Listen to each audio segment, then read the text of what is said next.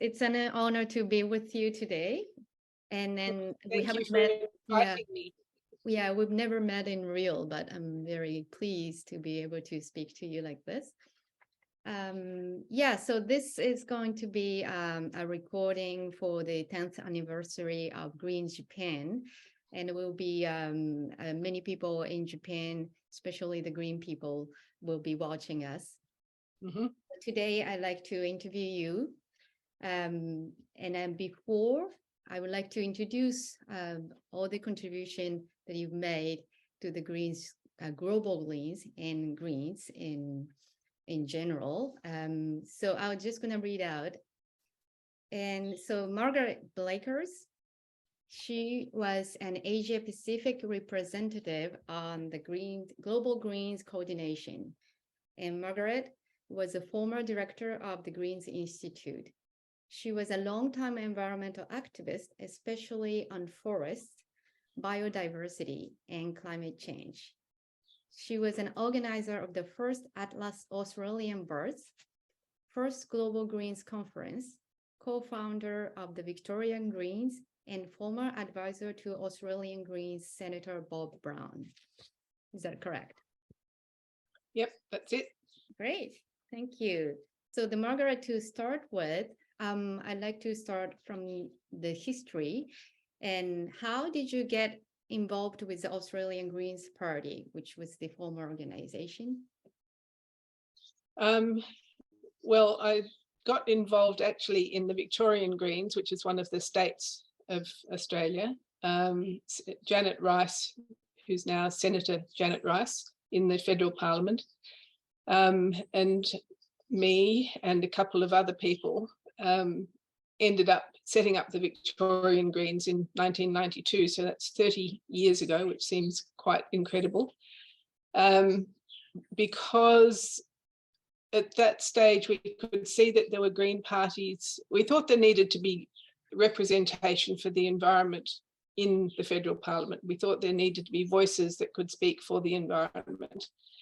And particularly in the case of Victoria, it was forests. So Janet was a forest campaigner, I was a forest campaigner, and so were the other people who were involved in the earliest at the earliest point. And at that stage, I thought there should be a Green Party. I thought we do need a voice in Parliament, and we can see what's happening in Europe. We know about Petra Kelly and the German Greens, and that there were Green parties or Green political movements starting to spring up around the planet, and that we should be part of that. But I personally didn't particularly want to get involved in the politics. I just thought that a Green Party should exist. But then it became very clear fairly quickly that if people with experience in the social movements didn't get involved with the Greens wouldn't get anywhere.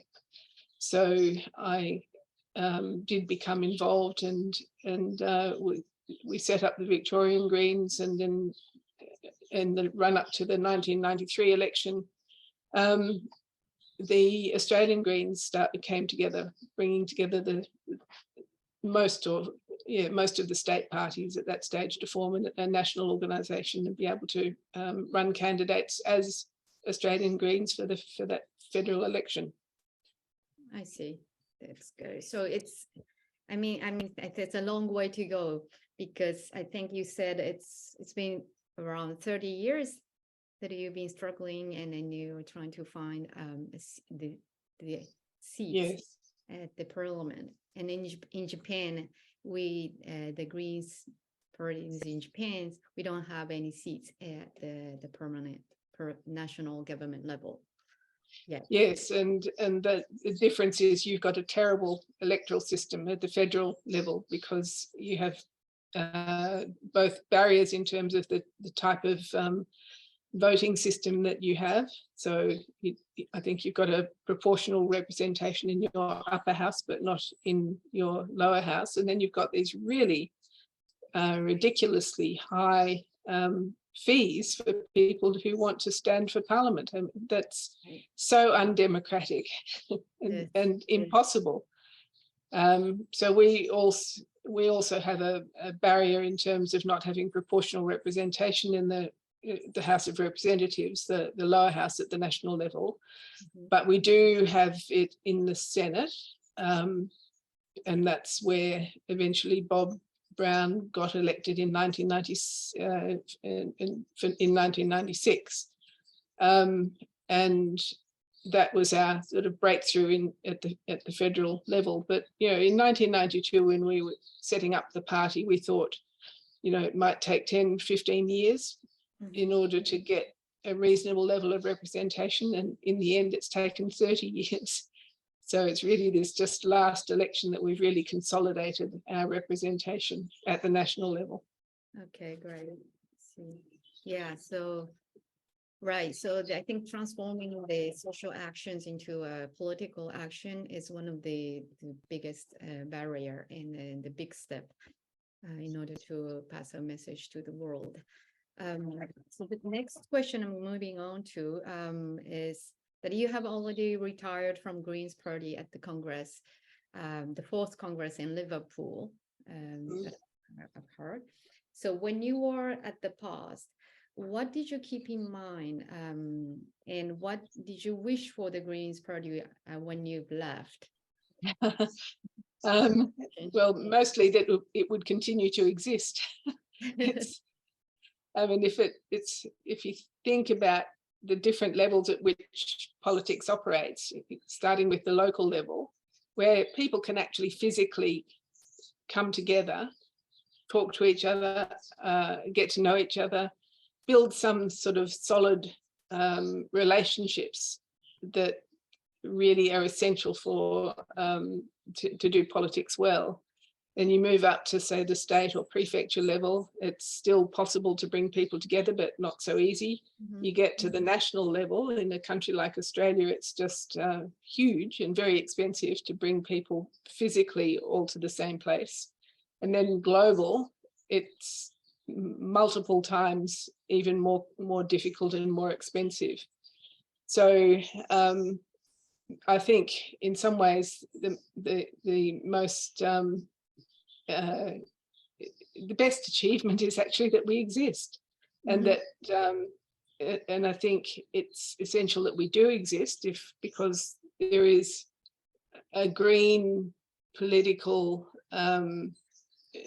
program and set of ideals and values that needs to be given a political voice around the world, and to actually be able to maintain at the global level, as well as in 100 or so countries around the world, that we have green parties, that they share a common charter which sets out values and a political program. I mean, I think it's a fantastic thing. So really, I was mostly wanting to make sure, or to be as confident as I could, that the Global Greens would carrying on, would continue to exist, and that we would be able to deepen our understanding of how things work in other countries and other cultures, and really build a solid base for a global political movement.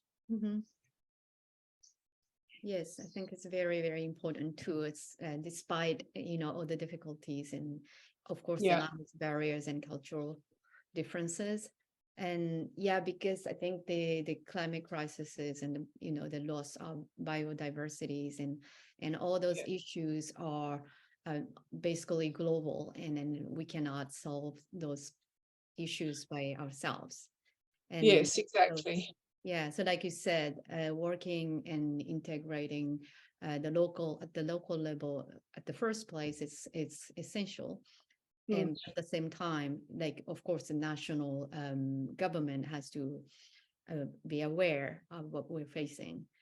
Yes, and of course, like you said, at the global level, we need to cooperate and work together. And I think one of the things that's become clear in the last few years is that democracy and the way that democracy is thought of is also a global issue. We have these right-wing groups that are being promoted globally, and the Greens are in many ways the sort of counter force is probably a bit too strong, but the Greens are the counter set of ideas to the sort of Bolsonaro, Trump, Le Pen sort of ideas that are getting such exposure over the last probably 5 to 10 years. Right. Yeah. Yeah, it's quite threatening. And yeah, I'll come back to this question later, because I have thought about this questions to you. But before that, I'm just going to finish up with the questions that the Greens Japan's have prepared for you. Yeah, so it's kind of like the similar things, but under this the current global situation, such as COVID, pandemics, and of course the climate crisis and Russia's attack to Ukraine, which indicates the problems of the world are becoming more and more complex and more serious and complicated. And so what do you expect for the Greens parties, the global Greens, and then Greens party in all over the world, to be able to do or to actually to change under the difficult time like today? What can we do particularly that can differentiate from other political parties? Yeah. Look, I think it is, in some ways, it's very simple. It's about being a voice for all of the issues and the ideas and the values that don't get much of an airing or much of a representation in the old parties. So that the planet is important. If we don't deal with the climate crisis, if we don't protect nature, we're not going to have much of a future on this earth. Cockroaches will probably do very well. So I think it's about providing that voice, being the voice for the voiceless, if you like. It's about creating networks globally.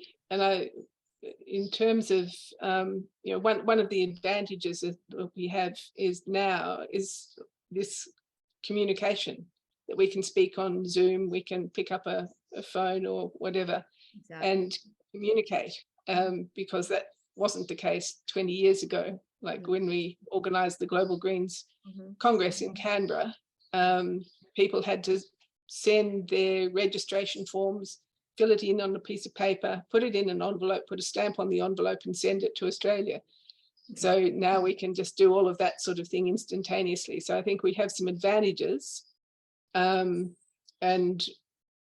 some capacity to share information, ideas, and friendship, actually, around the world, and start to really continue to build ourselves, our strength as a political movement globally, and to be one of the things that often people have said when they've encounter the Greens or the Global Greens for the first time is that that thank goodness we are not alone. This sense that other people, even though it might be 5 or 10% of the world's population rather than the 20, 30 or 50% that it ought to be, nevertheless, the fact that you can find people who share that set of views that makes up the Greens Charter is incredibly inspiring and hopeful for people. Yeah, I agree with you totally. And yeah, it comes back to my the precedent question, because this, the overtaking of authoritarianism and popularism, like you said, and then the new nationalism, so to speak, which are threatening us these days. at the same time that I have been kind of observing the rise of the municipalism, which have been happening mainly in Europe and in the South America, such as Barcelona's and Amsterdam's and Sao Paulo's and other cities. And there are the new movement of fearless cities, and I'm sure you know, and which I think are giving us a lot of new ideas and new inspirations to organize the people's power instead of depending on the decision at the national levels. And then we have come together and create a new systems, the social systems, to decide, what's really important for us. And so that's and actually happened last year in Suginami ward where I'm living in, and because we have chosen a new mayor, and she her name is Satoko, and she has been working in Transnational Institute in Europe, in Belgium and Amsterdam. So she gave us a lot of hope, and that's one of the reasons that I'm presenting for the election this year.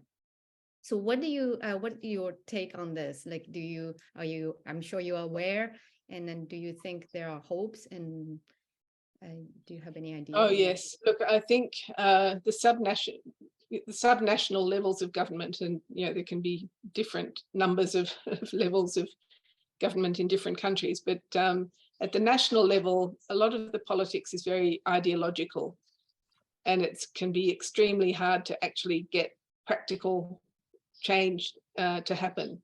But at the subnational level, and the more local you get, the more practical, I suppose, are the kinds of issues that can be picked up, and real change can happen.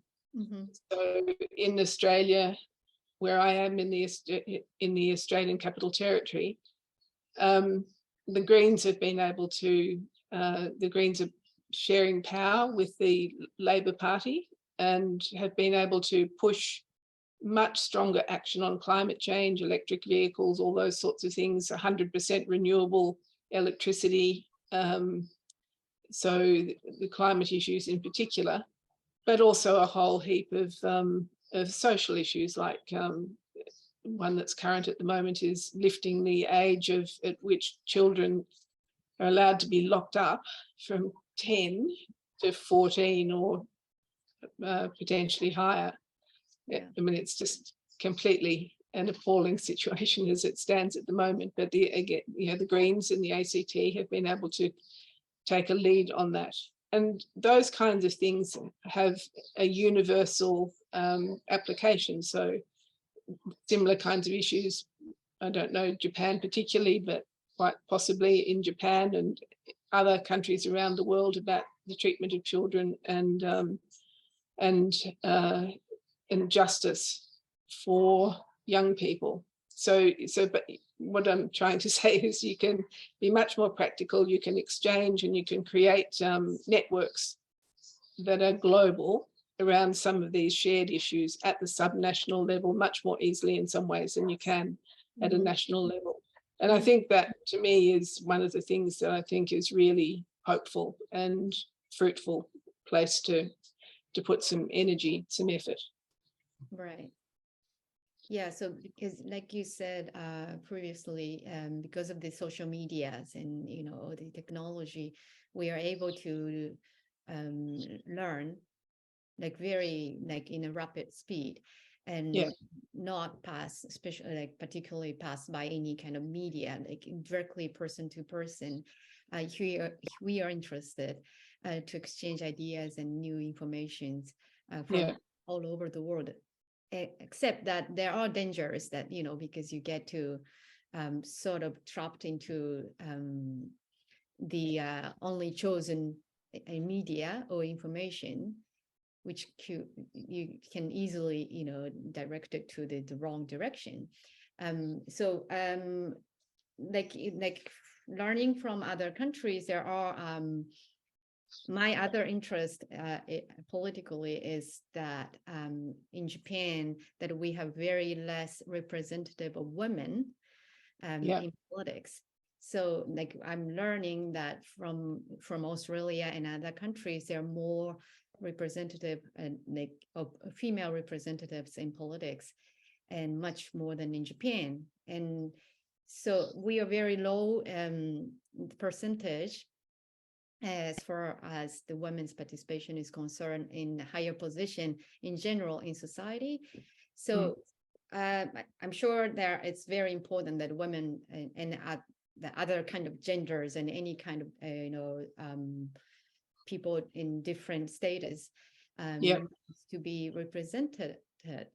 But how, I mean, I'm sure at the time Australia was a little bit like Japan.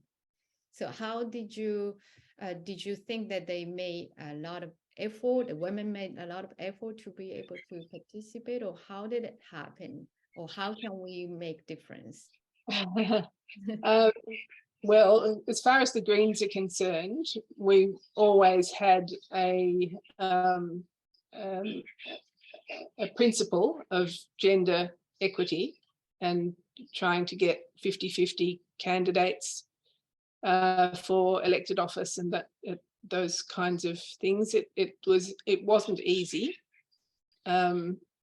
because, and we don't have quotas as such, but there's a pretty strong, I mean, the Greens currently, it must be close to 50-50, maybe more women in the federal parliament than men, I'm not quite sure.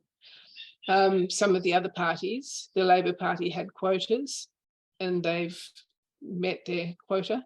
The Liberal or National parties, which is the Conservative group in Australia, are woeful. And that this last federal election last year in May, the electorate really punished the coalition, the Liberals, for not having women candidates. And now we have this phenomenon of what they've ended up being called teal independents. So independents who ran on a platform of strong action on the climate, integrity in politics, and gender equity, looking after improving the status of women.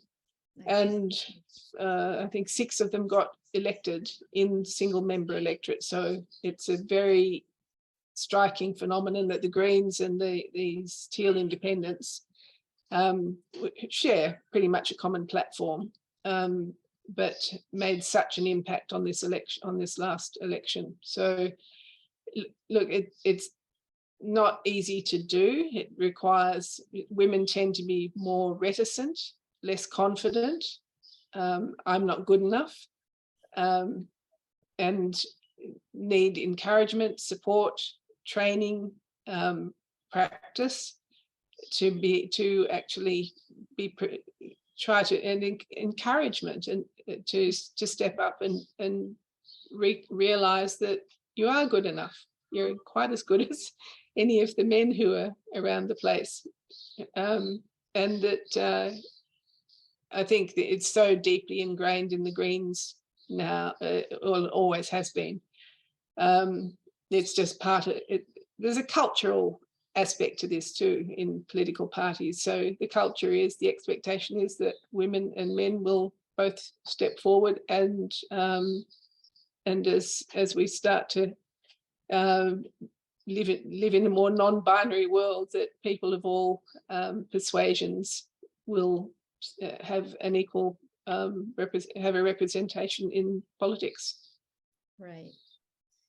Yeah, I'm sure there's a lot to say for women in Japan, and of course for the children in Japan as well, because because of the degradation of the politics, national politics, and there are like, and then the media information, like there are lots of people are disappointed, but especially like I think the people on the left wing, always losing and then disappointing of what's happening in Japan. And then so I just want to for the celebration of the 10th anniversary of Greens Japan, I would like to get some of the positive, maybe the messages like you have to the Japanese audience who will be watching this video, like despite the difficult times and despite all the challenges. And yeah, so before that, and then of course, and then you can go on, and we can go on talking other things later. Okay. Well, look, I really want to congratulate the Greens Japan for being 10 years old. I think that's fantastic. And I know before the Greens Japan, there was Rainbow and Greens. So going, the very first meeting of Greens from across Asia and the Pacific was in Brisbane, in Australia in the year 2000, and Satoko Watanabe came to that meeting, and also then to the Global Greens. And I went to Japan. We had the Kyoto Asia Pacific meeting in 2005, I think it was.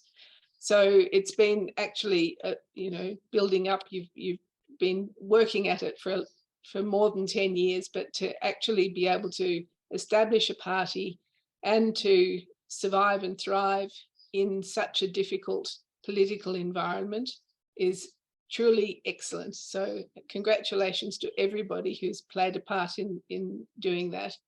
Politics is not hard, not easy, and politics, when it's so difficult to actually get elected, is many times harder. So I wish you really all the best for the elections that are coming up in April, I think it is, at the local or regional level. And I think if you need some help from other people in Australia or elsewhere, that I'm sure that that will be available to you. But congratulations is my main message, and best of luck. Thank you very much, Margaret. Yes, I'm sure. Yeah, I believe in that too. Okay, thank you very much, Margaret. That's quite all right. Thank you. Thank you all. Thank you to the Greens Japan, and thank you for for being there. That's wonderful. Great. So I hope we get to meet each other one day, for real. One day, yes.